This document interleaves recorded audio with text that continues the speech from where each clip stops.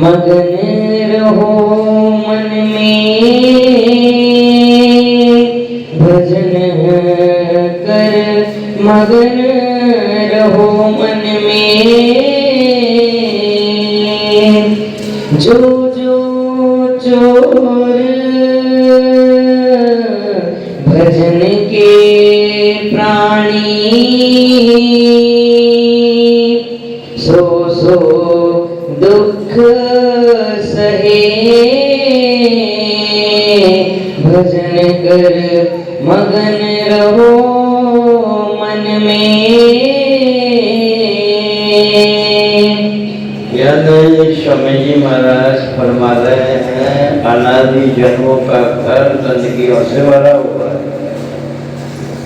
थोड़ा छोड़ने में टाइम तो लगेगा, कोई झाड़ू निकालने में टाइम तो नहीं। जब 8-10 दिन के लिए कहीं आप घर छोड़ के कहीं चले जाते हो और 8-10 दिन बाद जब घर वापस आते हो तो आप घर की साफ सफाई करके ही गए थे, और 8-10 दिन बाद आप घर पर आए तो अपने आप ही कचरा बगदा इकट्ठा हो जाता है। ऐसे जब जब भी इंसान धरती पर आता है तो स्वयं कचरा इकट्ठा हो जाता है। अब ये कचरा एक जन्म का नहीं है, अनादि जन्म का है।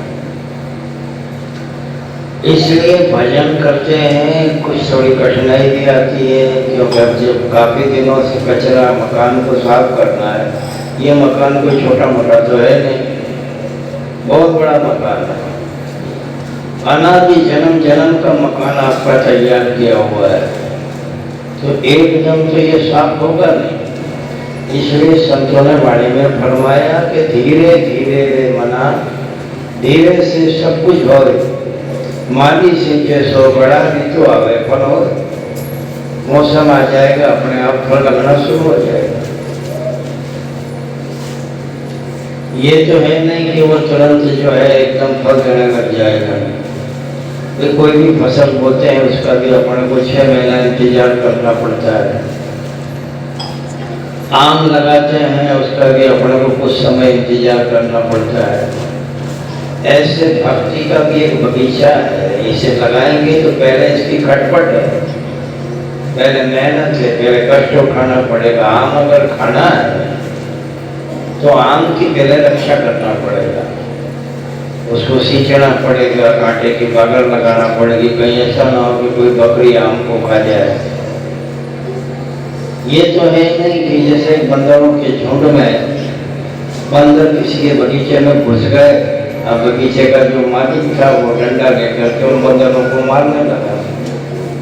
तो बंदरों ने सोचा यार ऐसा करो कि सरकारी जगह में अपन ही आम लगा लो, जगह सरकारी रहेगी ना उसी में अपन आम का बगीचा खड़ा करता हूँ। तो गुठली गए, जाकर कहीं चढ़ाव में सरकारी जगह देख करके बंदरों ने गुठली को गाड़ दी। अब गुठली को गाड़ दी और दूसरे दिन सुबह गए, बोला आम आया कि नहीं आया, खोदने लगे। फिर देखो तो गुठली, फिर उन्होंने गाड़ दी। फिर दूसरे दिन आ गए, बोला यार इसमें से वो आम उगा नहीं, आम का पौधा निकला नहीं। फिर गाड़ दिया, उसको बार बार हवा लगाते रहे, बार बार खोदते रहे। अंत में चीड़ में आकर के उन्होंने वही गुठली को पानी में फेंक दिया। बस यही मिसाल है कि हम तुरंत उसका फल देखना चाहते हैं, इंतजार नहीं करते लंबे समय तक।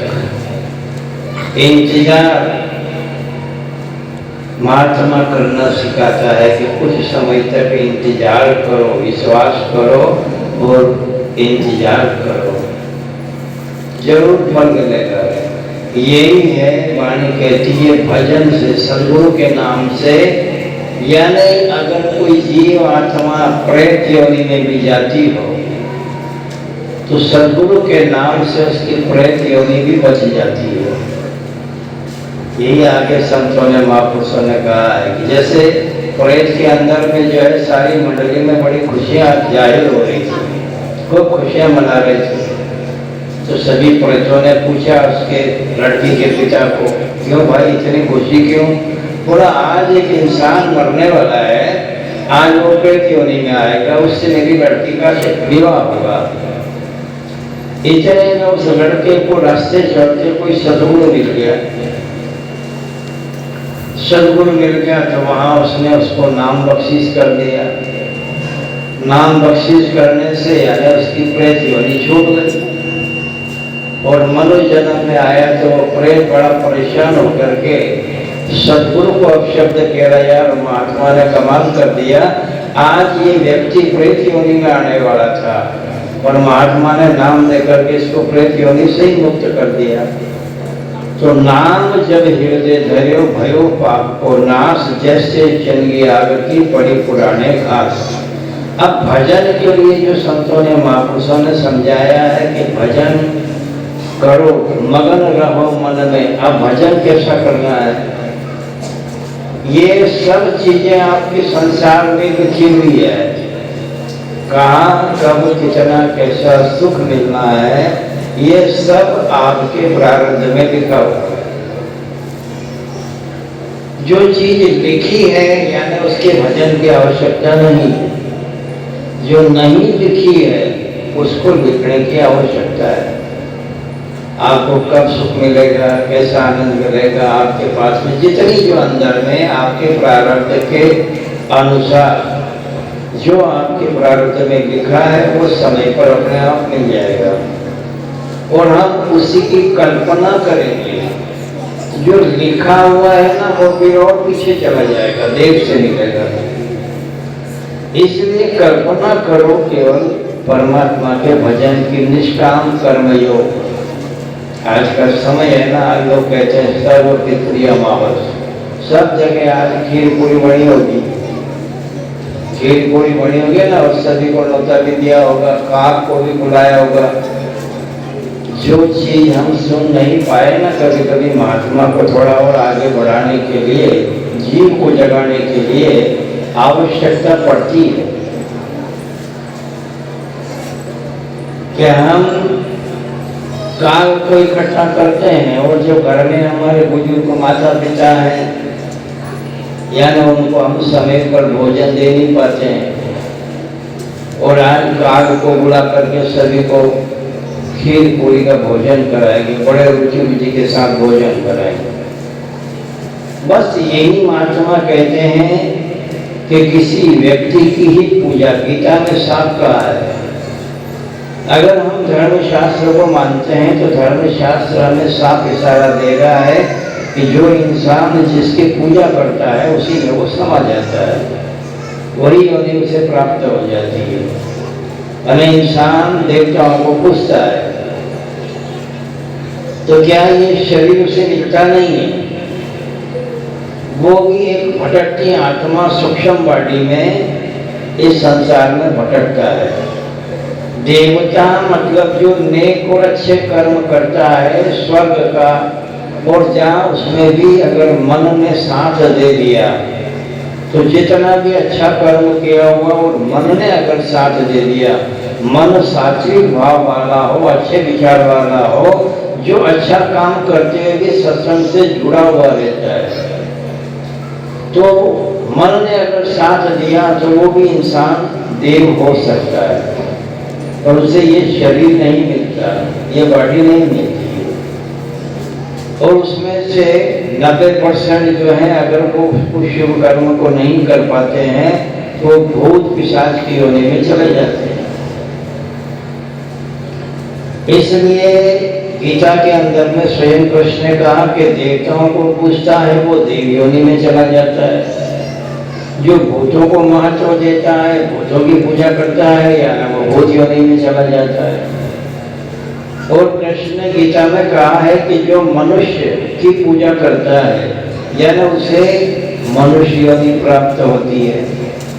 और फिर अंत में गीता के अंत में फिर कहा है कि जो मुझ ज्ञान वासुदेव की पूजा करता है, यानी वो मेरा रूप होता है, क्योंकि मेरा रूप क्या है? ज्ञान मेरा रूप है, मैं ज्ञान हूँ, ज्ञान मेरा स्वरूप है।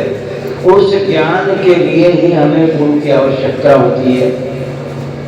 कि फल के कारण फूल हुआ, यानी फल के पहले क्या आएगा? फूल आएगा।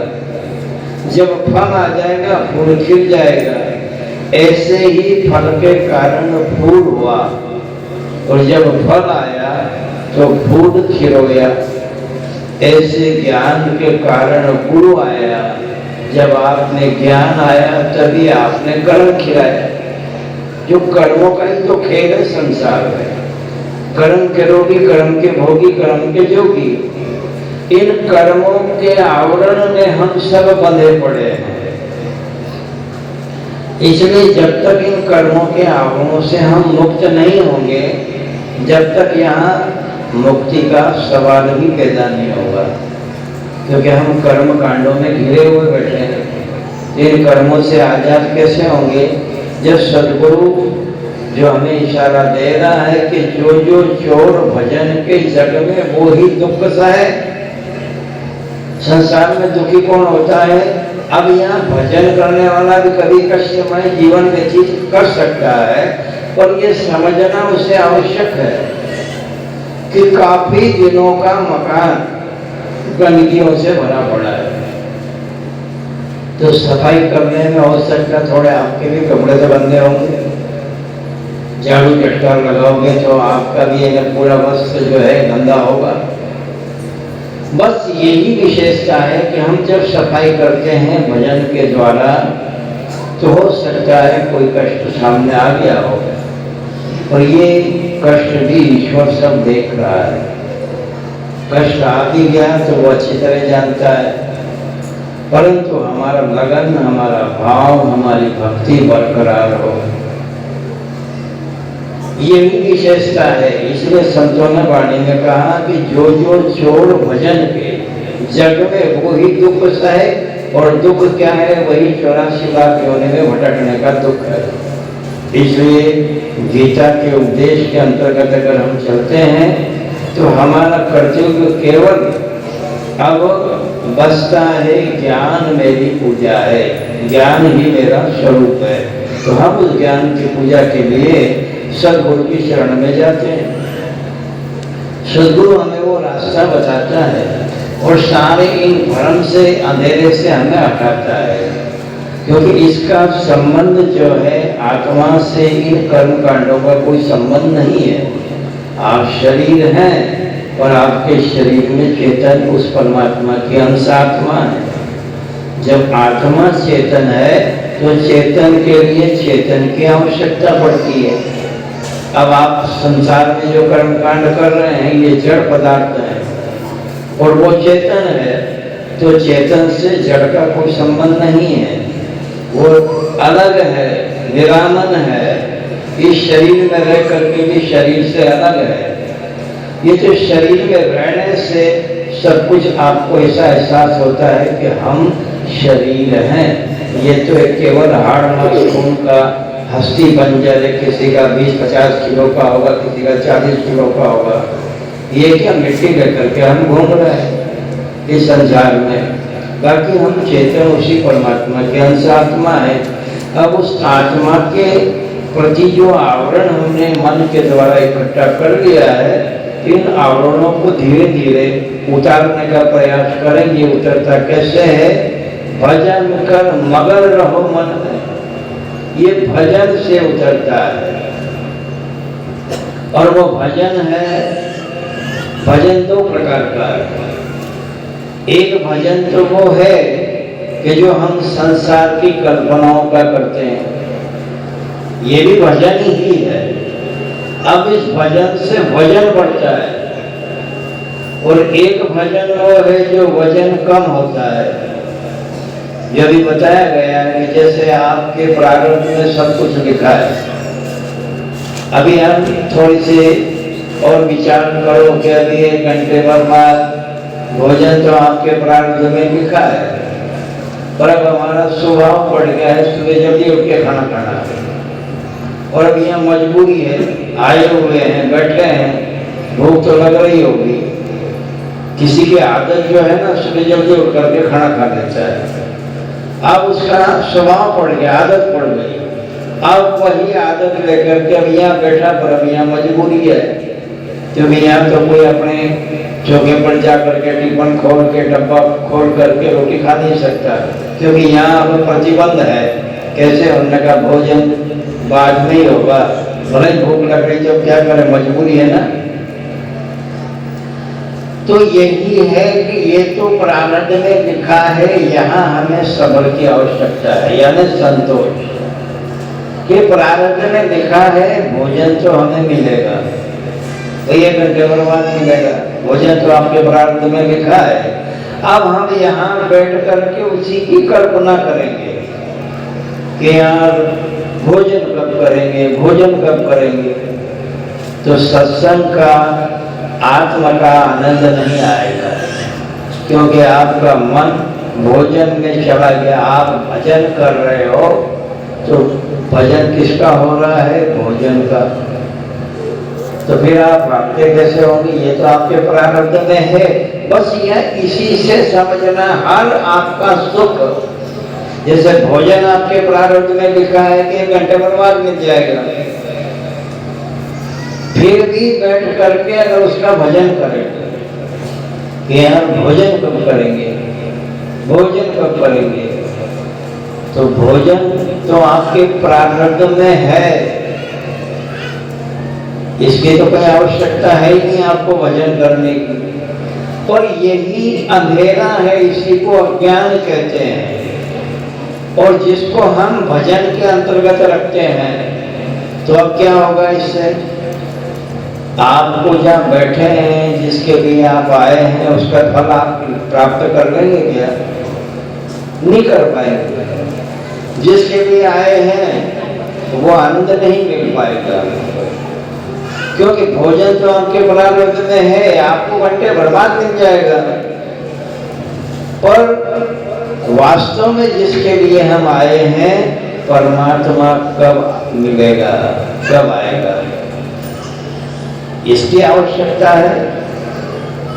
क्योंकि ये लिखा हुआ नहीं है, इसको लिखना पड़ेगा। और वो भी सत्संग में बैठ करके सद्गुरु के ज्ञान को पा करके उसको लिखना पड़ेगा कि भोजन तो प्रारब्ध में है, सुख आपकी सुविधा, ये तो सब समय समय के ऊपर आपको मिल जाएगी, पर ये नहीं मिलेगी। इसलिए वजन कर्मों का कम करना है तो केवल प्रभु का भजन। ये स्वामी जी महाराज इशारा दे रहे हैं कि भजन कर रहो मगन मन में, यानी अपने आप सारी चीजें आपके प्रारब्ध में लिखी है वो आ जाएगी, पर हमारा ख्याल, हमारा विचार केवल भजन की तरफ होना, ये नहीं संसार की कल्पनाओं की तरफ नहीं होना।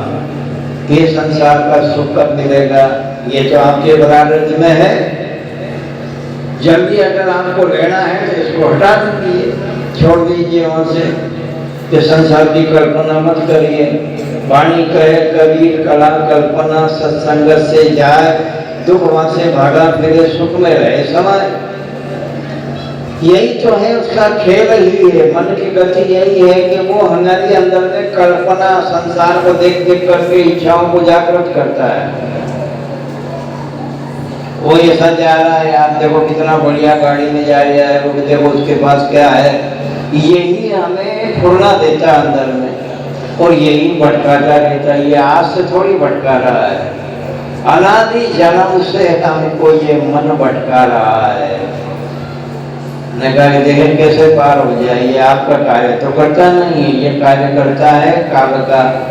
ये काल का एजेंट है, मकान तुम्हारा है और मीटर काल का है, अंदर मीटर उसमें लगाया है। अब ये रीडिंग जितनी बढ़ाएगा, यानी जितनी रीडिंग तैयार होगी, यानी वो बिल आप ही को भरना पड़ेगा। तो पता नहीं कौन कौन सी रीडिंग तैयार कर लेता है ये। इसलिए वाणी कहे कबीर कला कल्पना सत्संग से जाए, दुख वहां से भागा फिरे सुख में रहे समय। तो केवल जो है वही गीता का ज्ञान भी हमें बता रहा है, केवल भजन के लिए ये मनुष्य का जन्म मिला है। अगर कर्मों का वजन उतारना है तो केवल परमात्मा का भजन करो, भजन करो, मगन रहो मन में। अब जो जो चोर भजन के जग में, सो ही दुख सहे। दुख से आएगा कि जो भजन नहीं कर पाएगा, जो भजन नहीं करता हो, यानी वही 84 लाख योनि में गधे घोड़े बिल्ली पशु पक्षी की योनि में भटकने का दुख उठाएगा। ये स्वामी जी महाराज इशारा कर रहे हैं।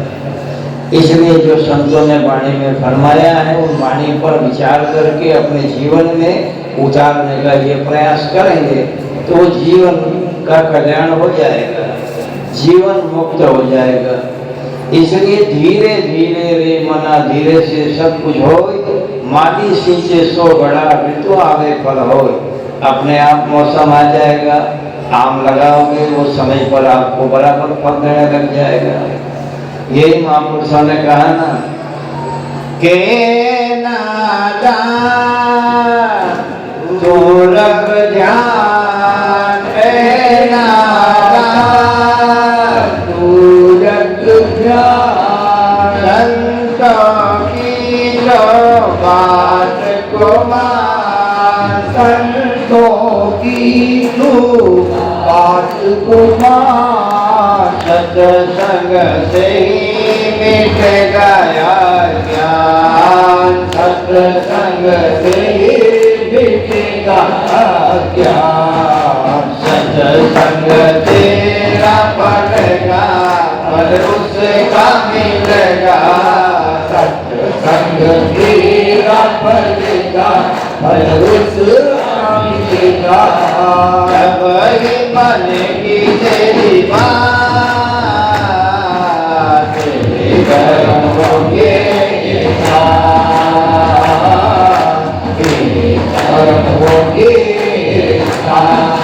कोई तेरा साथ न देगा, यहाँ से जब चलेगा, कोई तेरा साथ न देगा, यहाँ से जब चलेगा, खाली होंगे दोनों तेरे हाथ, तेरे कर्म होंगे तेरे साथ, तेरे कर्म होंगे तेरे साथ। और कोई तेरा साथ न देगा, यहाँ से जब चलेगा, कोई तेरा साथ न देगा, यहाँ से जब चलेगा, खाली होंगे दोनों तेरे हाथ, तेरे कर्म होंगे तेरे साथ, तेरे कर्म होंगे तेरे साथ।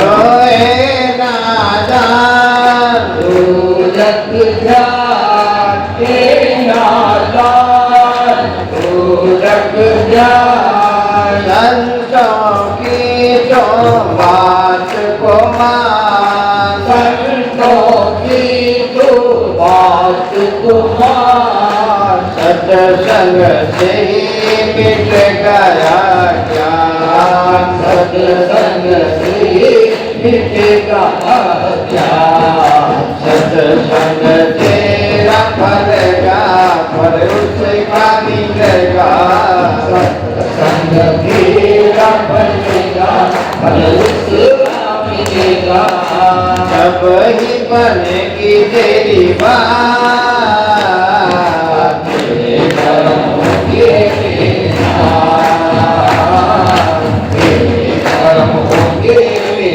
साथ। सत्कर्मा की आवत रे, सत्कर्मों की छाव तले, हमारा जीवन सदा ही चले, हमारा जीवन सदा ही चले, पग पग पर यहाँ खुशियाँ मिले, पग पग पर यहाँ खुशियाँ मिले, सबको अपने गले से लगा ले, बोल के अपना ले, सबको अपने गले से लगा ले, जो भूल के अपना ले, तब ही बनेगी तेरी बात, तेरे कर्म होंगे मेरे साथ, तेरे कर्म होंगे मेरे साथ। और कोई तेरा साथ न देगा, यहाँ से जब चलेगा, कोई तेरा साथ न देगा, यहाँ से जब चलेगा, खाली होंगे दोनों तेरे हाथ, तेरे कर्म होंगे तेरे साथ, तेरे कर्म होंगे तेरे साथ। कोई तेरा साथ न देगा, यहाँ से जब चलेगा, कोई तेरा साथ न देगा, यहाँ से जब चलेगा, खाली होंगे दोनों तेरे हाथ, तेरे कर्म होंगे तेरे साथ, तेरे कर्म होंगे तेरे साथ। यही है जो यहाँ पो जाओगे, वही फल काटने के लिए आना पड़ेगा। नेक कर्म हो जाओगे तो वही फल काटने के लिए आना पड़ेगा, क्योंकि कर्म के रोगी कर्म के भोगी और कर्म के जोगी। संसार में जो भी है सब कर्मों का ही तो खेल है। अब यहाँ बोना क्या है ये विचार अपने को करना है कि क्या बो के जाना है। ये मालूम है अच्छे कर्म बो के जाएंगे तो ये अच्छा ही फल प्राप्त होगा, बुरे कर्म करेंगे तो यहाँ बुरा फल जब भी जन्म मिलेगा। सब संसार में पूरा कर्म का ही तो रोग है और कर्म का ही भोग है। यहाँ जो है अब इनको छोड़ के इंसान को अपनी आत्मा के कल्याण के लिए हमें कर्म करना है। वो जो मार्ग बतलाया गया महात्माओं ने कि केवल क्या काम है, भजन करना। ये महात्मा जानते तो है वैसे, क्योंकि भजन तो कोई करेगा नहीं, इसलिए उन्होंने कहा कि थोड़ी थोड़ी पार्टी आजादी करो, मेहनत करो, क्योंकि भजन में तो बैठना मुश्किल है। इसलिए उन्होंने कहा कि संसार का कार्य भी करिए। आपको कोई पहले तो भजन ही अगर करोगे तभी कोई बात की कमी नहीं होगी। मनक मजूरी देत है तो परमात्मा की दाढ़ी करोगे, वो कोई कोड़ा तो रखेगा ही। जो भजन करेगा उसे भी भोजन मिलेगा, और संसार का कार्य करेगा उसको भी भोजन मिल जाएगा। इसलिए भजन के लिए ही इंसान के पास में इतना टाइम नहीं, बैठना ही है केवल। और वो जानता है इसलिए कहाँ बैठेगा, घंटे भर बैठने में तो परिश्रम, बहुत परेशानी आती है कि बहुत देर हो गई यार, गुरु महाराज तो ये चले कहीं नहीं, और अपने को तो 10 बार इतना चलना पड़ता है, तो 1 घंटा बैठने में अपने को परेशानी आ रही है, तो फिर बैठने में तो कितनी परेशानी होगी भजन में बैठने में। जब 1 घंटा केवल बैठने में कभी कभी झटके नींद के आने लग जाए, एक शरीर का देखना पड़े। अब वो एक शरीर का ही तो देखना है उस परमात्मा को भी। जब इधर खुली आंख में देखते देखते झटके लगने लग जाए, तो वो आंखें बंद करके देखने में क्या होगा, आराम से लोग कभी कभी भजन में जाने खुराटे लेने लग जाए, आराम से भजन करते करते सो जाते आराम, जबकि वो जागने वाली बात। तो इसलिए उन्होंने कहा कि आप संसार का कार्य करते रहिए, और उसमें निष्काम कर्म योग गीता के अंदर में कहा करिए आप संसार में, पर सकाम और निष्काम। सकाम होता माने स्वार्थ से किया गया, और निष्काम होता है निस्वार्थ भाव से किया गया। आप करते रहिए। ये सबसे बड़ा यज्ञ है गीता का, ज्ञान यज्ञ। ये सबसे बड़ा यज्ञ है, क्योंकि इसके अंदर में आहुति के अंदर में ही तो सब जटा लाकड़ी में आहुति जाती है। जौ है जलाना, तिल है तीसरे तिल में आना, घी नाम शाश्वत शांति को पाना, जो वास्तव में ईश्वर की शाश्वत शांति है। उस शाश्वत शांति को पाने के लिए अब जलाना क्या है, ये हो गया आपका यज्ञ कि तुलसी या संसार में 5 रत्न है सार, साध संग, सतगुरु शरण, दीन, दया और उपकार। ये जीवन के 5 सार हैं। तो आपका जो यज्ञ है ये हो गया, सदगुरु का ज्ञान मिल गया। और जौ माने जलाना, जो हम अंधेरे में भटक रहे थे, अज्ञानता में भटक रहे थे, उन दुर्गुणता में भटक रहे थे, तो हमने जलाया, दुर्गुणों को जलाया। उसे जो कहते हैं, ये हवन पूजन करते हैं ना आचार्य कर्मकांडी, उसमें जौ, तिल और घी ये मिलाकर अग्नि में स्वाहा करते हैं। तो अग्नि क्या है, ज्ञानाग्नि। ज्ञान, गीता कह रही है कि ज्ञान की अग्नि में दुर्गुण नाम जौ को जलाना। और ये है तीसरा तिल, जला करके तीसरे तिल में आना, और तिल में आकर के शाश्वत उस घी समान शांति को पाना। और ज्ञान की अग्नि, सदगुरु का ज्ञान, उसकी अग्नि में दुर्गुणों को जलाना, ये असली यज्ञ था। पर वो लिखा है कि अग्नि में जौ, तिल, क्योंकि वो आध्यात्मिक ज्ञान की प्राप्ति तो हुई नहीं, केवल वो लिखा हुआ और उसमें शुरू हो गए, पढ़ करके उसको हवन पूजन में ले आए कि ये हवन ऐसा। हवन ही तो है, ज्ञान यज्ञ भी हवन ही, यही तो सबसे बड़ा यज्ञ है कि दुर्गुणों को जलाना, जौ नाम जलाना, तिल नाम तीसरे तिल में आना, और वो भी ज्ञान की अग्नि में। क्योंकि वाणी कहना सदगुरु के वचन अग्नि के समान, उस ज्ञान की अग्नि में दुर्गुणों को जलाना और तीसरे तिल में आना। ये जो तीसरी आंख है, तीसरी आंख में आना, वहां आने पर आपको वास्तव में शाश्वत उस परमात्मा की शांति का अनुभव होगा कि वाकई में ये मनुष्य जन्म तब जाकर के सफल होगा।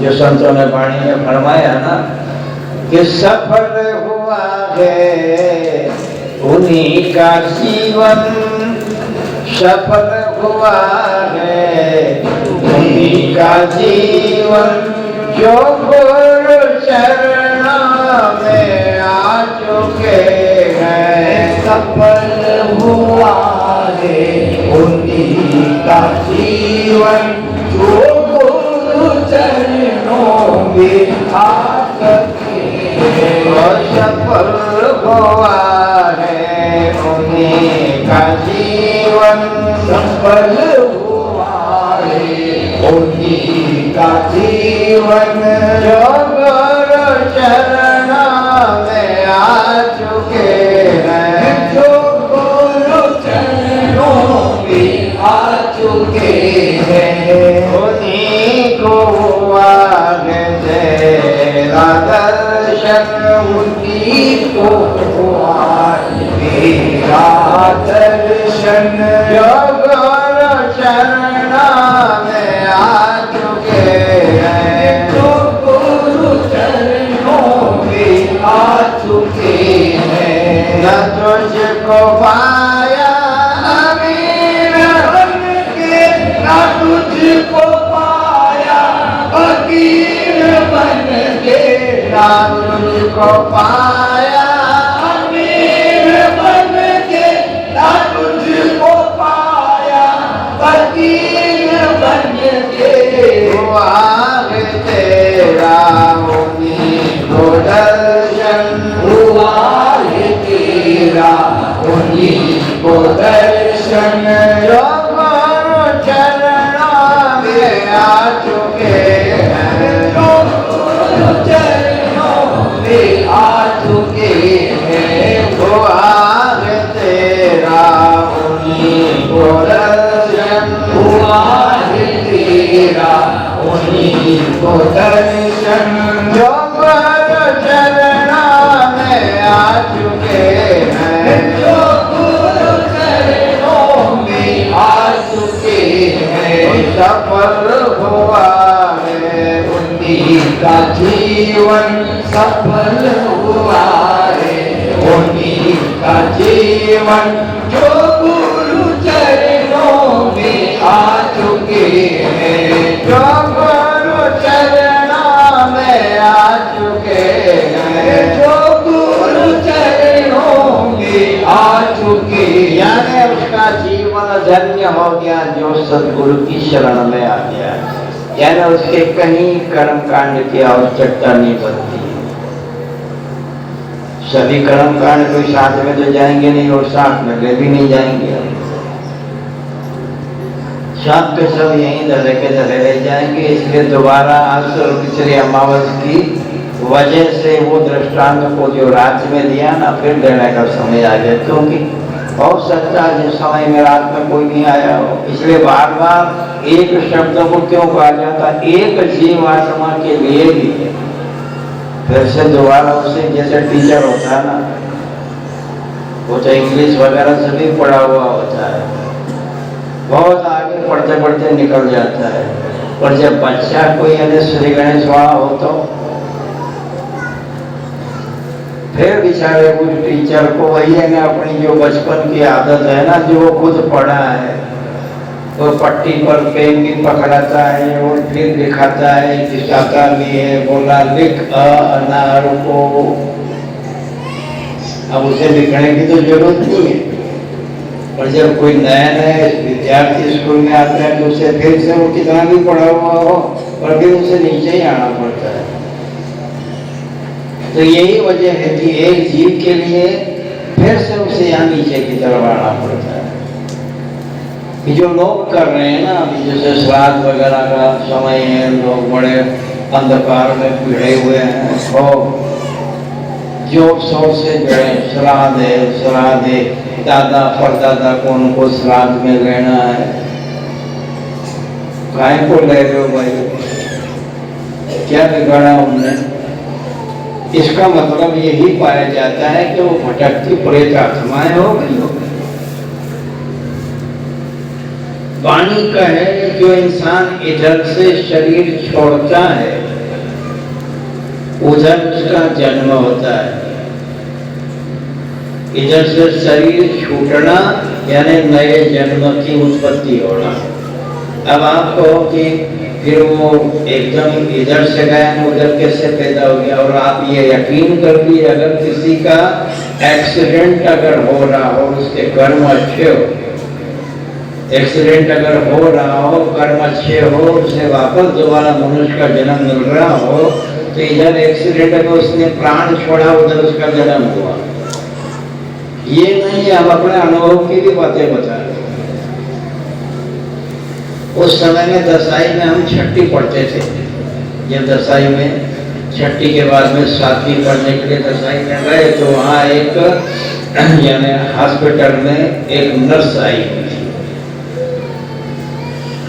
तो नर्स के यहाँ वो बच्चे का जन्म हुआ।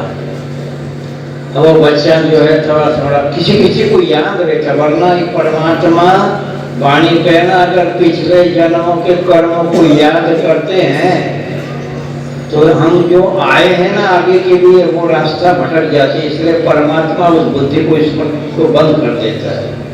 वो पिछले जन्म का तो किसी को कोई ये भाग्यशाली आत्मा जिसे वो थोड़ा सा अल्प यानी पिछले कर्म याद रहते हैं, और बाकी धीरे धीरे जो शरीर उसका बनता है तो फिर वो नई दुनिया में प्रवेश हो जाता है। नई चीजें उसके अंदर में सब चीजें आने लग जाती है, वो पिछले भूल जाता है। वाणी कहना अगर ये पिछले को भी याद रखे ना, इंसान पागल हो जाएगा, क्योंकि पीछे का कार्य तो उसका पूरा हो गया। उसे जाना तो आगे है ना, फिर पीछे से देखने की आवश्यकता क्या बची? उसे आगे देखना है, मुक्त होना है तो इंसान को। इसलिए जो पीछे की जितनी चीजें हैं उसका सारा विश्वत जो है परमात्मा बुला देता है। पर किसी को, क्योंकि अगर यहाँ यही रहा होता तो फिर ये परमात्मा की वाणी का क्या होता है? जो परमात्मा ने जो कहा है, तो कभी कभी किसी आत्मा को वैसे भी वो रखता है। तो जब उसका बच्चा पैदा हुआ 3 वर्ष के बाद में जो है वो बच्चा बोल रहा है कि अब मुझे मेरे घर ले जाओ। कई एक ऐसे इतिहास हैं और ये हमारा आपको देखा इतिहास है। बोला हमारे घर ले जाओ। बोला तेरा घर कौन सा है? बोला मेरा घर अमझेरा है। वो अमझेरे का व्यक्ति लड़का नौजवान मरा हो, उसने यहाँ जन्म लिया। बोला मेरा घर अमझेरा है। बोला अमझेरा कहाँ से आया घर? तेरा जन्म तो यहाँ का है। बोला मेरी औरत है, मेरे बच्चे हैं, मेरा मकान बन रहा था, मेरे पिताजी ने बिंडल मंगाने के लिए बाजार में भेजा, ट्रक से मेरा एक्सीडेंट हो गया और मैं शरीर छोड़ दिया। जब बहुत परेशान करने लगा तो 5 वर्ष के बाद जब 5 वर्ष का लड़का हुआ और सब लोगों से चर्चा करी उसने, तो भाई ऐसा बोल रहा है। उन्होंने कहा ठीक है भाई। तो काफी पाटीदार समाज वगैरह हम सब गए थे अमझेरा, और अमझेरा में जैसे उसको स्टेशन के ऊपर छोड़ा वो सीधा घर चला गया। और 5 वर्ष का बच्चा और उसकी औरत बड़ी हैंडसम, उसने जा करके उसका कपड़ा पकड़ा, ये मेरी औरत है। वो औरत ही बेचारी असमंजस में पड़ गई, ये इतना बड़ा बच्चा और ये मुझे कह रहा कि ये मेरी औरत है, ये मेरा बच्चा है, ये मेरा लड़की है, ये मेरा मकान का यहाँ ये कार्य इतना अधूरा था, ये सब हो रहा था। पिताजी ने फिर उसकी जानकारी निकाली कि ऐसा हुआ था। बोला बिल्कुल है। पिताजी ने कहा भाई वो फिल्टर के लिए मैंने बच्चे को पहुंचाया था और शादीशुदा था, बच्चे भी थे, मकान का काम भी हो रहा था। और जैसे वो स्टैंड के ऊपर आया तो जैसे घर से एकदम दौड़ता हुआ आया तो वो कुछ कार्य कर रहा था तो बोला पिताजी ने बिल्डर मंगाया है बीड़ी का, तो ले करके पिताजी को जल्दी दे दूं और मैं काम पे लग जाऊं। तो बस ऐसा दौड़ करके आया और इतने में ट्रक आ गई स्टैंड के ऊपर, उस ट्रक में उसका चपड़ा हो गया, मर गया।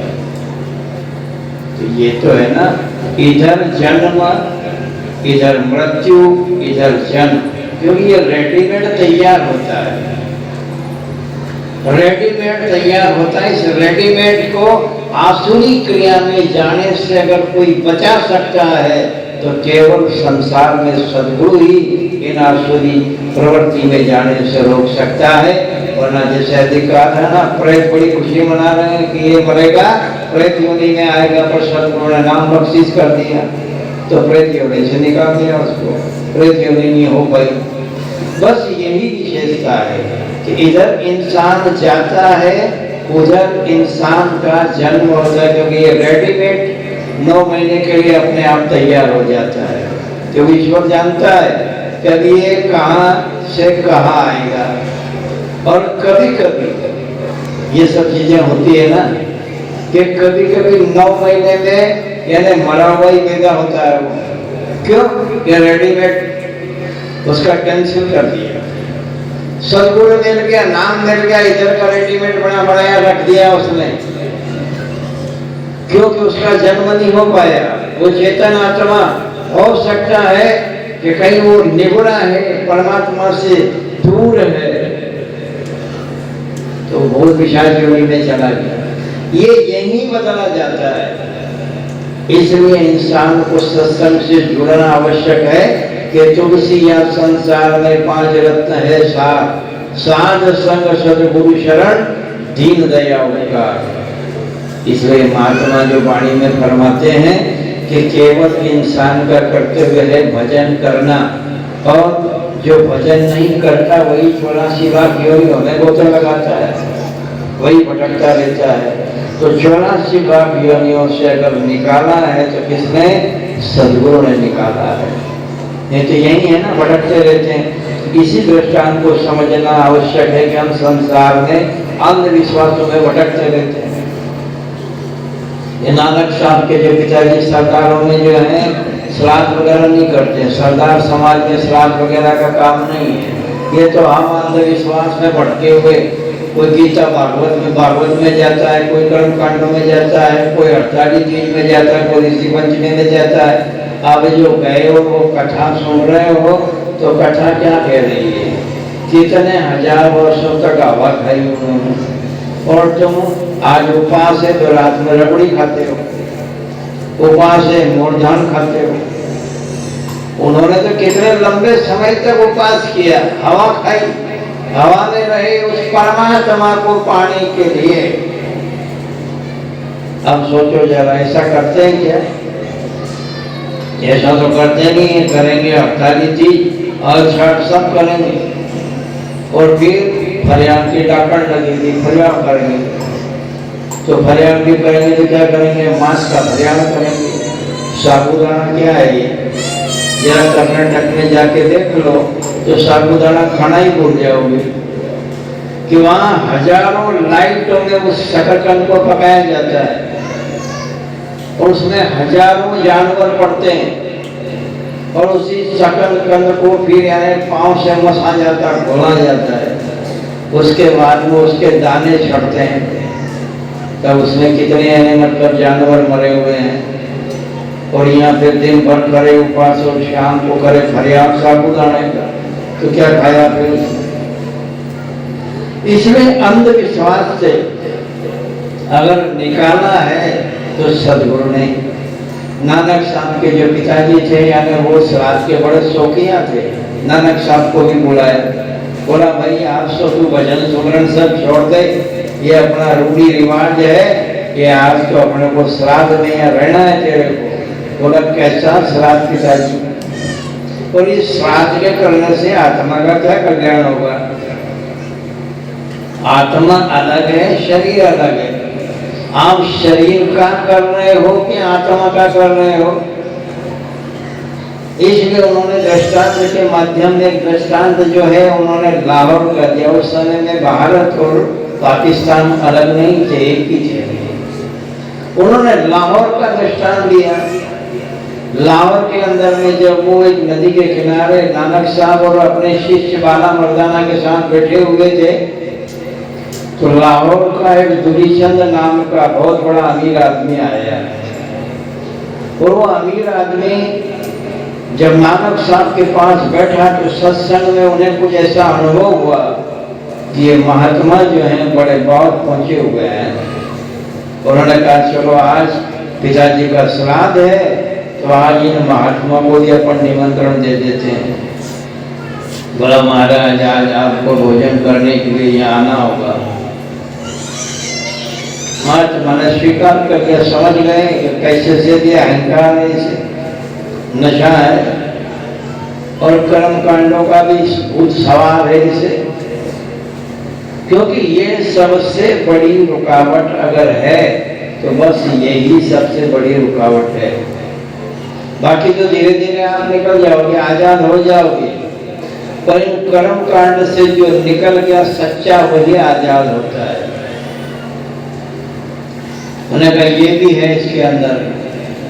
बाला मर्दाना ने सोचा यार इतनी जल्दी हाँ क्यों कर दी भोजन की? नानक साहब ने कह दिया अच्छा भाई आ जाएंगे। बोला इतनी जल्दी हाँ क्यों कर दी? हो सकता है ये मौज हो। उन्हें पूछा कि हम तेरे घर कभी आवे तो किस नाम से आवे? तो धुरीचंद बोला लाहौर का रहने वाला। उन्होंने कहा आप गांव में आकर के किसी से भी पूछ लेना कि सबसे बड़ा अमीर आदमी कौन है, बस आपको हर कोई बता देगा। दूसरा वो समझ गए, बोला इससे भी अमीरी का बड़ा नशा है। ठीक पूछते पाछते यानी वो पहुंच गए नानक साहब।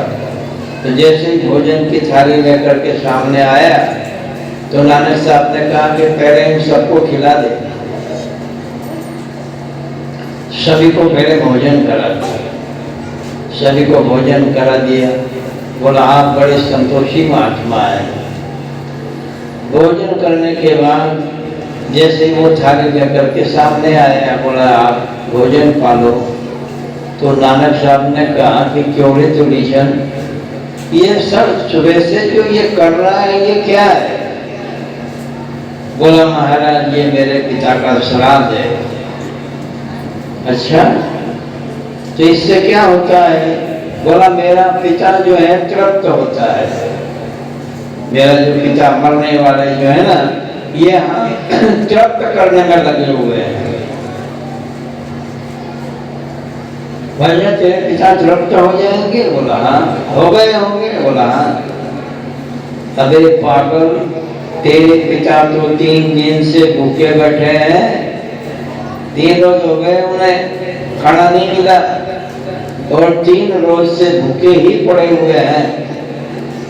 बोला फिर ये मैं जो काम कर रहा हूँ इससे? बोला इसका कोई फल नहीं, वो चेतन आत्मा है और तू इस शरीर के प्रति कर रहा है, शरीर को जो देखा है ना तेने उसके प्रति कर रहा है। तो तेरे पिता तो 3 दिन से भूखे बैठे।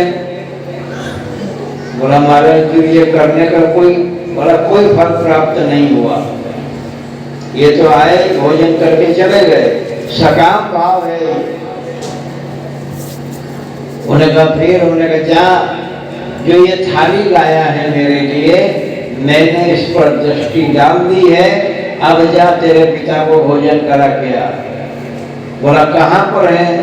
बोला नदी के उस किनारे झाड़ियों में बाग बन के बैठे और 3 रोज हो गए उसे भोजन करे को। जैसे उसने बाघ का नाम सुना, शेर का नाम सुना तो घबरा गया। अरे बोला ये भोजन की थाली शेर के सामने कैसे लेके जाऊंगा? बोला वो तेरा पिता है, कुछ नहीं करेगा, तू जा। अब डरते छुपके यानी डरते डराते यानी वो जैसे आया वो जंगल के अंदर में और जहाँ पत्तों की खड़खड़ाहट आवाज आई शेर ने एकदम उसकी तरफ देखा।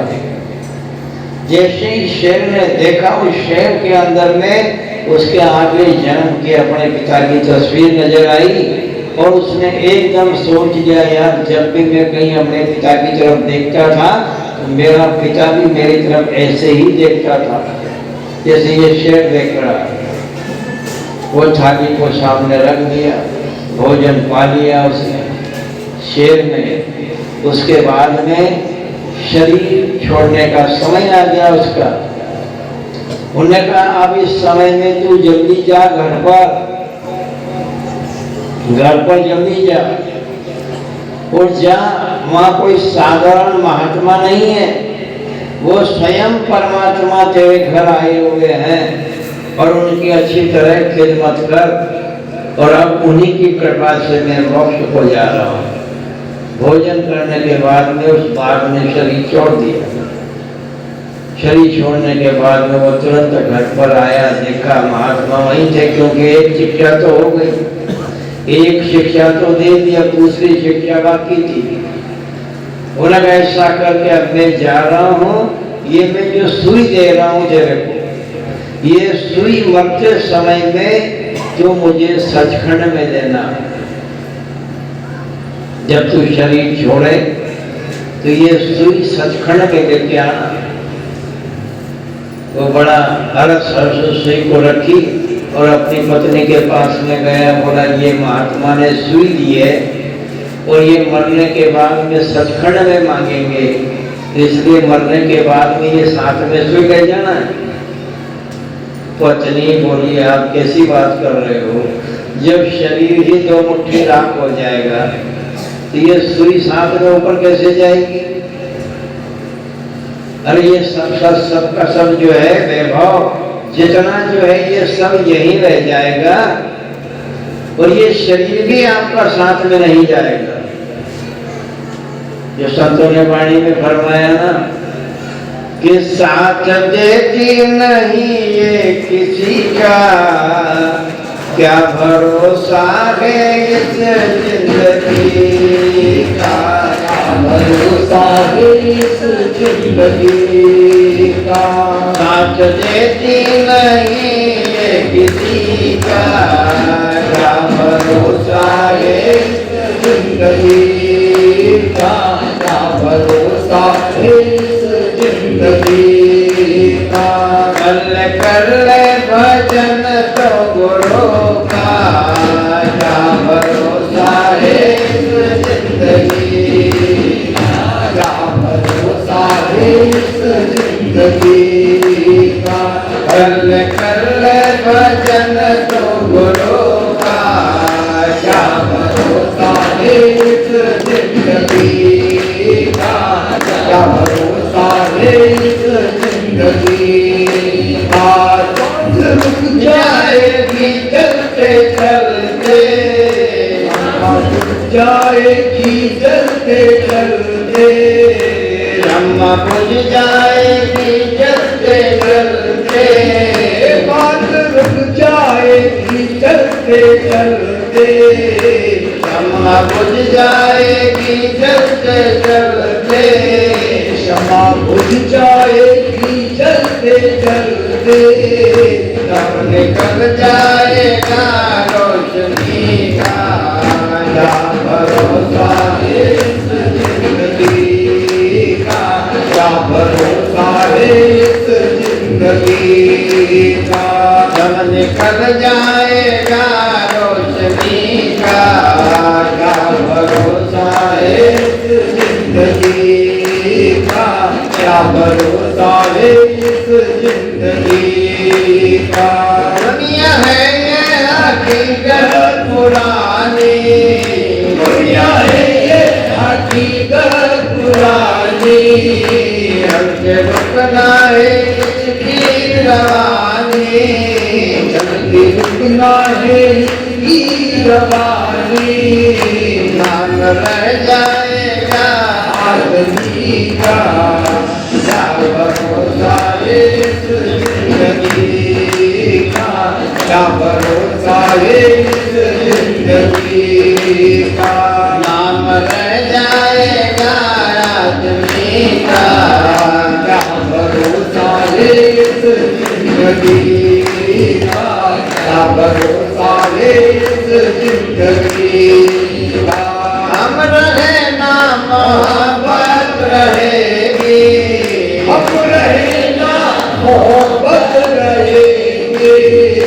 दासता अपनी दुनिया कहेगी, दासता अपनी दुनिया कहेगी, दासता अपनी दुनिया कहेगी।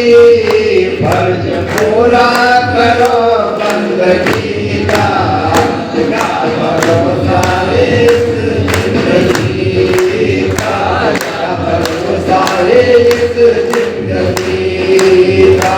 फर्ज पूरा करो बंदगी का, क्या भरोसा इस जिंदगी का, क्या भरोसा इस जिंदगी का। साथ देती नहीं किसी का, क्या भरोसा इस जिंदगी का, क्या भरोसा इस जिंदगी का। कर ले भजन तो गुरु का, क्या भरोसा इस जिंदगी का, क्या भरोसा इस जिंदगी। ये है कि आज नहीं तो कल ये शरीर छूट जाएगा, तो ये भजन के लिए मिला है। ये खेल जो बनाया ना जड़ चेतन का, इस जड़ चेतन का खेल यही है। बस यही शरीर की यही विशेषता है कि ये सत्य असत्य को जानता है। सत्य क्या है, असत्य क्या है, नित्य क्या है, अनित्य क्या है। अनित्य है उसे भी जानता है। अंदर आता है तो वो नित्य अनित्य को अच्छी तरह समझने लग जाता है कि वास्तविक नित्य क्या है और अनित्य क्या है। ये अंदर आने के बाद में उसकी समझ में आने लग जाता है। सारा खेल, सारा सिस्टम समझ लेता है वो कि वाकई में जो भी सदगुरु का मार्ग है बस यही सत्य है। ये अच्छी तरह समझ लेता है, अच्छी तरह अनुभव हो जाता है। तो यही है कि संसार में कोई वस्तु तो साथ में जाएगी नहीं। तो भले आदमी ये सुई आप साथ में कैसे ले जाओगे? जा करके सुई को रख दी और कहा कि प्रभु जब ये शरीर ही नहीं जाएगा, शरीर भी यहाँ का है, यहीं दो मुट्ठी राख हो जाएगा और कहीं भी हाथ में ले जाना पड़ेगी सुई, तो शरीर तो यहीं जल जाएगा तो सुई भी यहीं रह जाएगी। फिर साथ में तो कोई जाएगा नहीं, वहाँ कैसे मांगोगे और कैसे दूंगा? उन्होंने कहा बस यही ज्ञान कराना था कि तूने कहा था ना कि संसार में इस लाहौर में ऐसा कोई अमीर आदमी नहीं है। केवल अमीर आदमी का पता पूछ लेना कि यहाँ सबसे बड़ा अमीर कौन है। ये सारी की सारी पूंजी जो लोगों को तूने परेशान किया है, जो दिया है, लोगों का धन लूटा है और सब इकट्ठा किया है, ये सब साथ में जाएगा। इसलिए अपने कर्मों को क्यों गंदा कर रहा है? जब कोई वस्तु साथ में नहीं जाएगी, जब सुई सरी का सामान तू साथ में लेके नहीं आ सकेगा। ये सारा सामान जितना जो अन्याय अत्याचारों से जो इकट्ठा किया है, क्या ये तेरे साथ में आएगा? क्यों तू उन गरीबों की बद्दुआएं लेता है? क्यों गरीबों को परेशान करता है? काय को उनका धन हड़प करता है? क्यों दुर्योधन बन रहा है और अपने आप को कह रहा है कि मैं सबसे बड़ा अमीर हूँ? अमीर का पता पूछ लेना। तो कब तक रहेगा अमीर? एक दिन बनेगा फकीर। एक दिन ये सब दुनिया छोड़ के जब जाएगा तो साथ में क्या जाएगा? जब सुई नहीं साथ में जाएगी तो ये सारा सामान तेरे साथ में जाएगा। ये सोच करके वही दुरीचंद नानक साहब की शरण में आ गया। उन्होंने कहा यही तो है आडंबर, यही तो है अंधविश्वास। बस इसी अंधविश्वास में भटक करके हम जो भी संसार में कर्म कांड करते जा रहे हैं, हमें पता नहीं है कि जो हम कर रहे हैं वो अच्छा है या वास्तव में जो कर रहे हैं ये भी अंधविश्वास के अंतर्गत ही हो रहा है। हमें इस बात का पता नहीं है। इसलिए गुरु मार्ग जो है हमें रास्ता बताता है कि उस रास्ते पर चल पड़ो, बिन खटके, बिन हटे, बिन रुके आप आगे बढ़ते जाओ, तो ईश्वर आपका इंतजार कर रहा है। उसके मार्ग में चलते रहो। फिर संतों ने आगे वाणी में क्या फरमाया है? आलस नींद सतावे उनको, नित नित भरम बहे।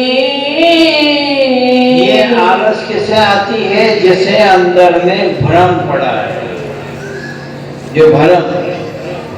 अब भ्रम का तो कोई इलाज है ही नहीं।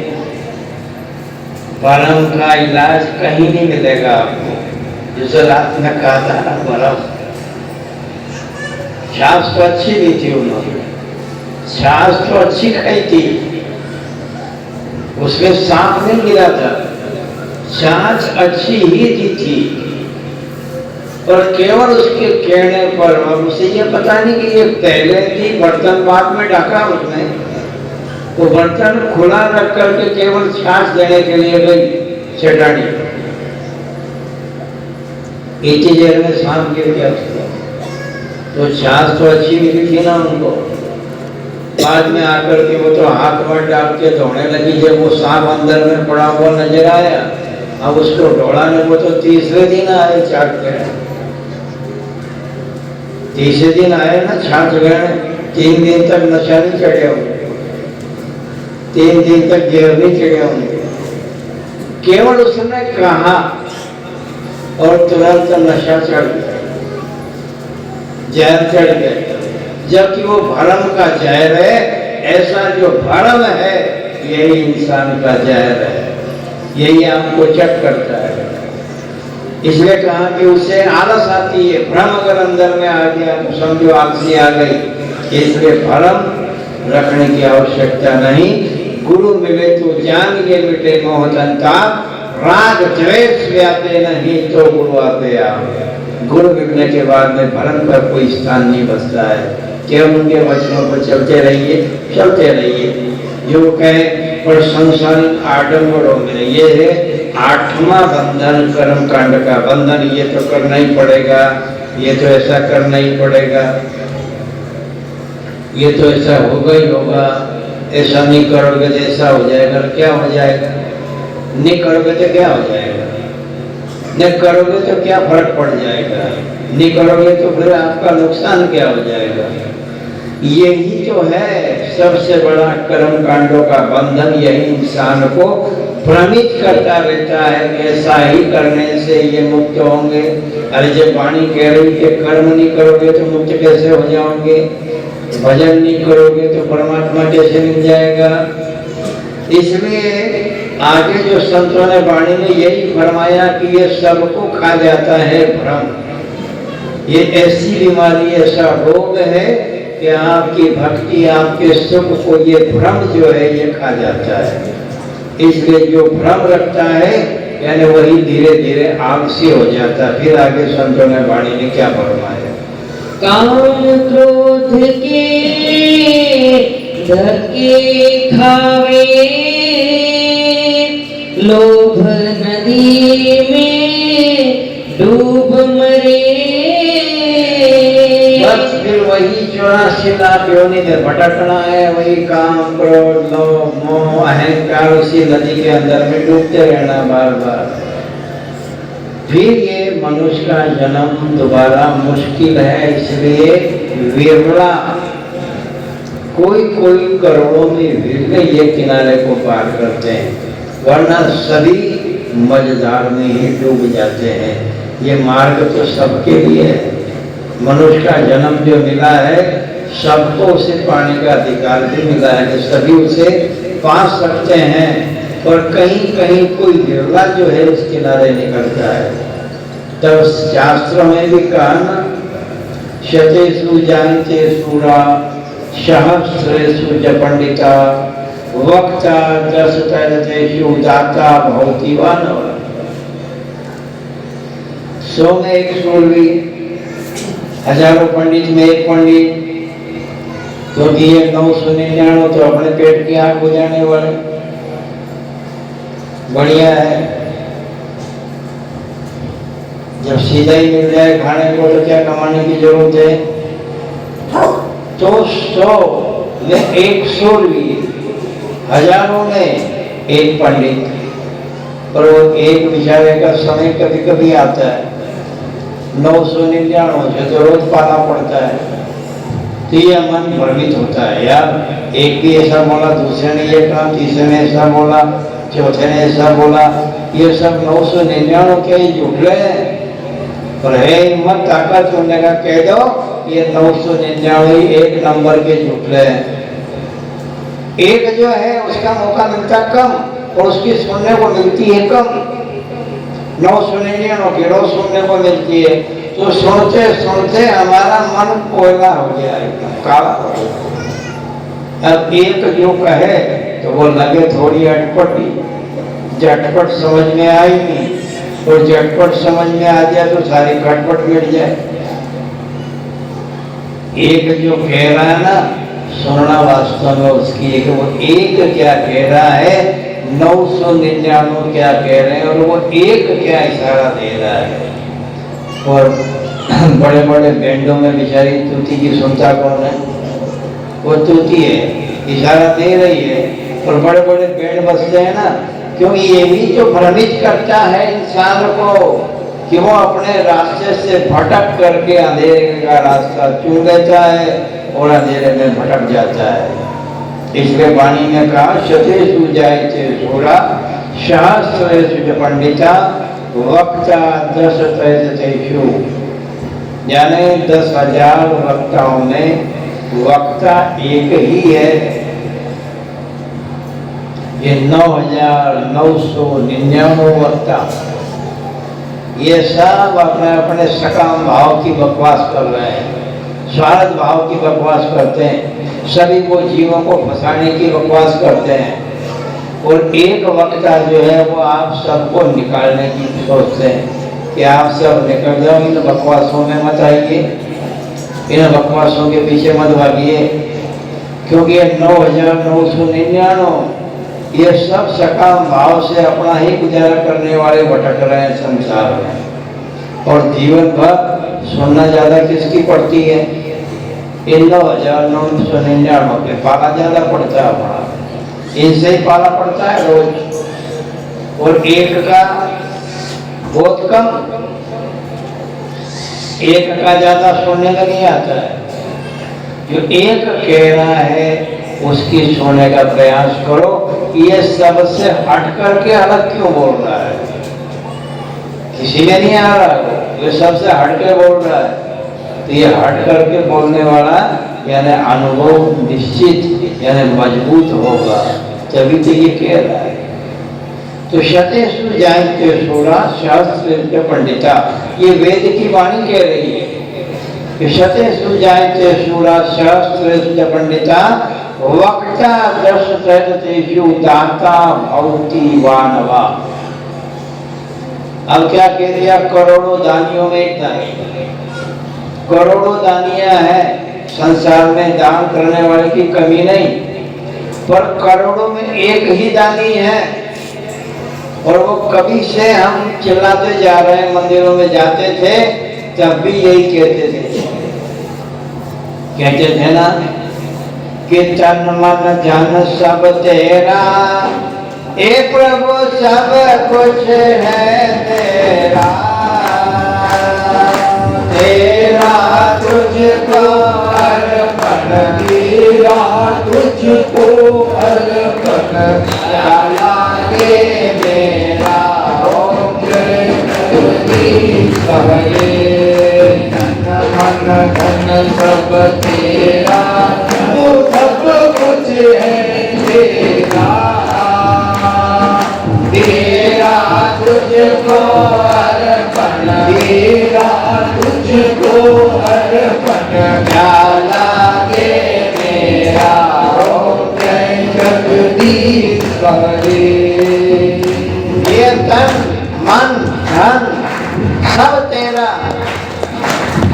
अब हकीकत में सोचो ये उसी का है ना, जिसने तन भी दिया है, मन भी दिया है, धन भी दिया, बड़ा खेल विचित्र है। अब इस खेल को समझ करके मन परमात्मा को अर्पण करना है, और ये मन काल का एजेंट है, इसी को घुमा करके परमात्मा की जड़ों में ले जाओ। और तन क्षणभंगुर है, नश्वर है, अगर ये ईश्वर मिलने के काम आ जाए तो इसकी वैल्यू है। नहीं तो केवल अपने जो कहते आए हैं तो दिया कुछ या कुछ उसके निमित्त कुछ किया हमने। वाणी कहे तन पवित्र, सेवा के मन पवित्र, गुरु नाम और धन पवित्र का ये दान है, यही मुक्ति का धाम। जो किया है बस वही करने का है, यानी उसने सब कुछ दिया, चाहे वो झोपड़ी में रह रहा हो।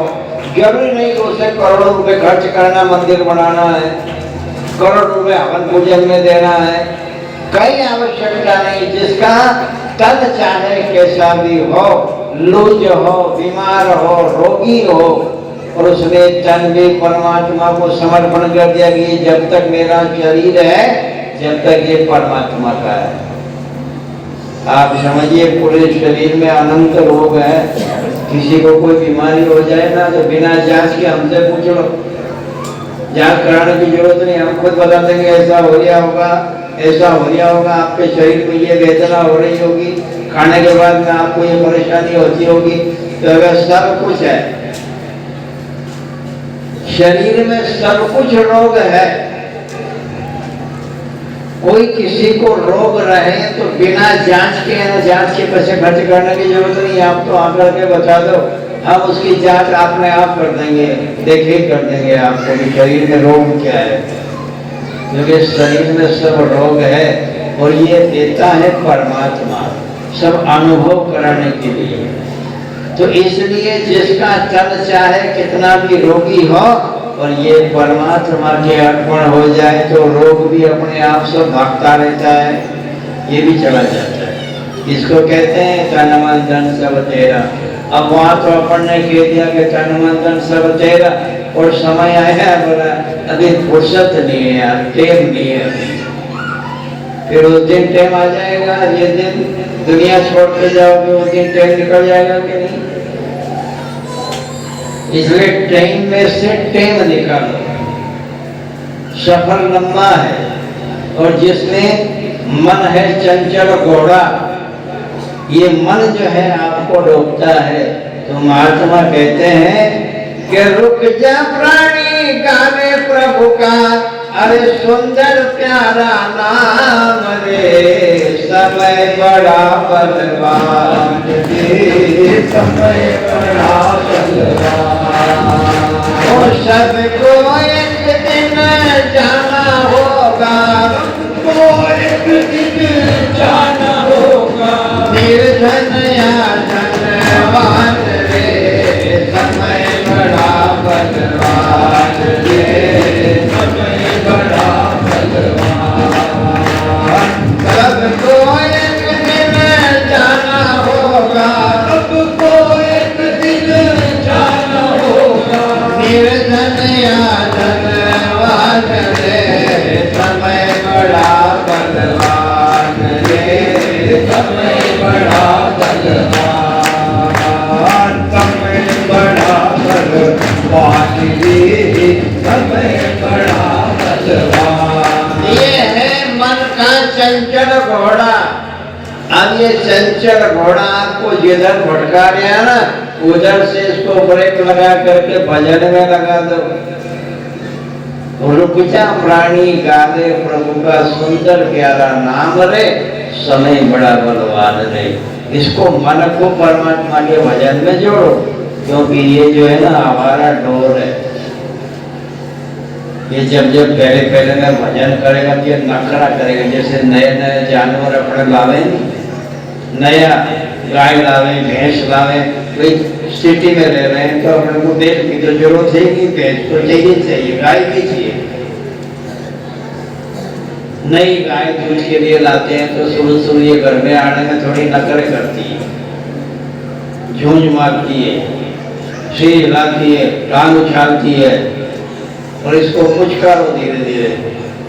घर के अंदर में खूंटे पर बांधो, इसे बाटा आटा थोड़ा खिलाना शुरू करो, धीरे धीरे ऐसे इस मन को धीरे धीरे समझाओ। जब मन धीरे धीरे समझ जाएगा, इसको इधर की चाट लग जाएगी ना, तो ये उधर की चाट हो जाएगा। मन वही है कि अभी ये मक्की की राबड़ी में खुशी मना रहा है कि मक्की की राबड़ी मिल जाए, बड़ा खुश है। अब इसको दूध की रबड़ी खिलाना चालू कर दोगे तो मक्की की राबड़ी अपने आप छोड़ देगा। इसे रबड़ी खिलाना शुरू कर दो, ले इधर रबड़ी खा ले, उधर मक्की की राबड़ी खाएगा, इधर दूध की रबड़ी खा ले। जब दूध की रबड़ी का इसको आनंद आने लग जाएगा, तब ये पीछा रोका छोड़ देगा। और इसके अंदर में जब तक रुचि ना बढ़ेगी, जो तो बैठेंगे, सुनेंगे, आएंगे, सब कुछ है, पर जब तक मन में रुचि पैदा नहीं होगी, जब तक ये आपको आजाद करने वाला नहीं है, एक जन्म तो क्या 10 जन्म भी अगर भूल से मनुष्य का मिल जाए, पर जब तक मन को रुचि पैदा नहीं होगी, परमात्मा मिलन की तड़प नहीं होगी, जब तक ये आपको आजाद नहीं कर पाएगा। इसलिए इसको थोड़ा थोड़ा रोज थोड़ा थोड़ा गुरु का भजन कर ले, रोज थोड़ा थोड़ा गुरु का भजन कर ले। मुक्ति का कोई जतन कर ले, मुक्ति का कोई जतन कर ले, रोज थोड़ा थोड़ा गुरु का भजन कर ले, रोज थोड़ा थोड़ा गुरु का भजन कर ले। भक्ति करेगा तो बड़ा ही सुख पाएगा, भक्ति करेगा तो बड़ा ही सुख पाएगा। भक्ति से आत्मा का प्रेम छूट जाएगा, भक्ति से आत्मा का प्रेम छूट जाएगा। आत्मा के साथ साथ बंद कर ले, आत्मा के साथ साथ बंद कर ले, रोज थोड़ा थोड़ा गुरु का भजन कर ले, रोज थोड़ा थोड़ा गुरु का भजन कर ले, रोज थोड़ा थोड़ा गुरु का भजन कर ले। आत्मा के साथ साथ मन कर ले, आत्मा के साथ साथ मन कर ले, रोज थोड़ा थोड़ा गुरु का भजन कर ले, रोज थोड़ा थोड़ा गुरु का भजन कर ले। संगत कर अच्छे लोगों की, संगत कर अच्छे लोगों की, दवा मिल जाएगी सभी रोगों की, दवा मिल जाएगी सभी रोगों की। जिंदगी को अपनी चमन कर ले, जिंदगी को अपनी चमन कर ले, रोज थोड़ा थोड़ा गुरु का भजन कर ले, रोज थोड़ा थोड़ा गुरु का भजन कर ले, रोज थोड़ा थोड़ा गुरु का भजन कर ले। मन को यही तो महात्मा कहते हैं कि इसको थोड़ा थोड़ा रबड़ी भी खिलाते जाओ, बोला चल भाई थोड़ा थोड़ा। ये समय दिया परमात्मा ने, और ये सब एक दिन छोड़ के जाना है, तो थोड़ी थोड़ी तू भी रबड़ी खाना सीख जा। जब इसको चाट लग जाएगी, ये आत्मा का बंधन छूट जाएगा। जिधर ये चिपक रहा ना, जिधर आपको 84 लाख योनि में भटका रहा, हमारी रूह को, यानी ये बंधन छोड़ देगा। इसलिए इसकी भी बातें जरूरी है, इसका भी खेल सुनना जरूरी है। इसे धीरे धीरे, ये तो आने को तैयार है ही नहीं पहली बात तो। यहाँ तक कि सत्संग अगर हो रहा हो ना, तो घर में ये अपना टेप रिकॉर्ड का आवाज और ज्यादा बढ़ा देगा, यार तो ऐसा हो ये ज्ञान पल्ले पड़ जाए। इसका खेल ही बड़ा विचित्र है। इसलिए यहाँ कवि आने का ये कारण है कि कौरवों का दल बहुत है और पांडवों का केवल 5 है। इसलिए यही समझना है कि संसार ही कौरव दल है। इसमें से कोई कोई गांव से 5 पांडव निकल जाते हैं, बस वो भी बड़े भाग्यशाली और किस्मत वाले होते हैं। ये तो ये दल ही पूरा कौरवों का बना हुआ है, क्योंकि वो सोना नहीं चाहते। कहीं ऐसा ना हो कि सोने से कभी ऐसा नहीं, कभी कभी तो महात्मा कभी जाते हैं ना, तो जो डरने वाले हैं ना वो महात्मा को देख के भागने लग जाते हैं। तो ऐसा नहीं, महात्मा माथे पे हाथ धरने पे रोज जाना पड़ेगा। ये प्रसाद खाने से डरते, और कोई से हनुमान जी की चित्रोजी जाना चढ़ा दो, चटक दे दो, खा जाएंगे। राधा स्वामी नाम का प्रसाद अगर दोगे तो लोग खाएंगे कि नहीं, चमकेंगे। क्यों चमकेंगे? सच्चाई को आत्मा जानती है, मन भी जानता है। आत्मा चाहती है, मन नहीं चाहता, क्योंकि ये उसका एजेंट है। तो ये तो गाड़ियां उधर की भरेगा ना, इसलिए ये बड़ा खेल। बस इसी गहराई को समझना कि शतेषु जायते शूरा शास्त्र पंडिता वक्ता दाता देजो दाता भवति वानवा, ये जानता है। इसलिए मन उसको अलग भगाता है। ये उधर गया और सब जगह चला जाएगा, कहीं नहीं रुकावट है। क्यों? कि नकटे नकटे सच्चे चले भाई, नकटे नकटे सच्चे चले भाई, तो नकटी दुकान में सब जगह पहुंचा देगा आपको। वो भी जानता है कि इधर भी रहेगा तो अच्छा है, इधर भटकना रहेगा तो अच्छा है। पर जब नाक होती है ना, वहाँ ये नहीं रह जाता है, तो कहीं ऐसा नहीं उसकी नाक भी कट जाए। इसलिए सही जगह पर ये मन मंजूर नहीं करता। बस ये एक ही तो रास्ता है संसार में।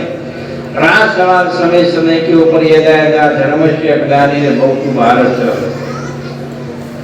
कुर्सी वही है, केवल समय समय पर शब्द बदलता है।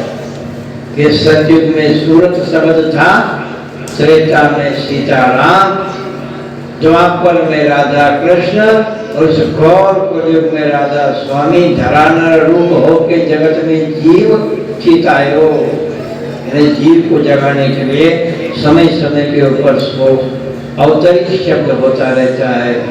इसलिए पहले वो था, आज कुछ और है। पहले सूरज शब्द था, फिर सीताराम हुआ, फिर राधा कृष्ण हुआ, और आज घोर कलयुग में राधा स्वामी धरानर रूप। उस शब्द ने राधा स्वामी का रूप धारण किया और संसार में आकर के जगत में जीव चितायो, जीव को जगाने आ गए। क्योंकि अंधकार में हम सोए हुए थे और सद्गुरु ने आकर के हमको हेला दिया, जगाया, उठाया। कि सतगुरु आय दिया जग हेला, जागो रे मेरे प्यारे जागो। सतगुरु आय दिया जग हेला, जागो रे मेरे प्यारे जागो। सतगुरु आय दिया जग हेला, जागो रे मेरे प्यारे जागो।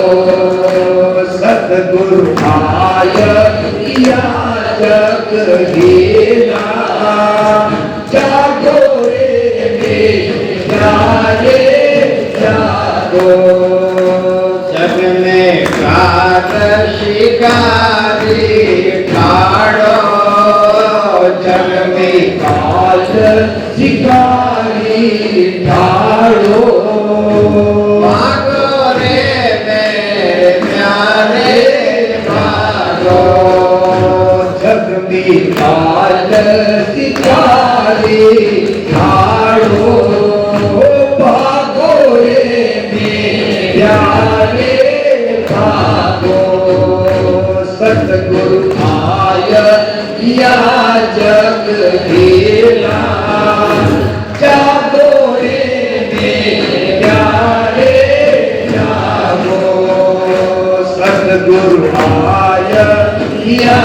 जग जीना जागो रे मेरे प्यारे जागो।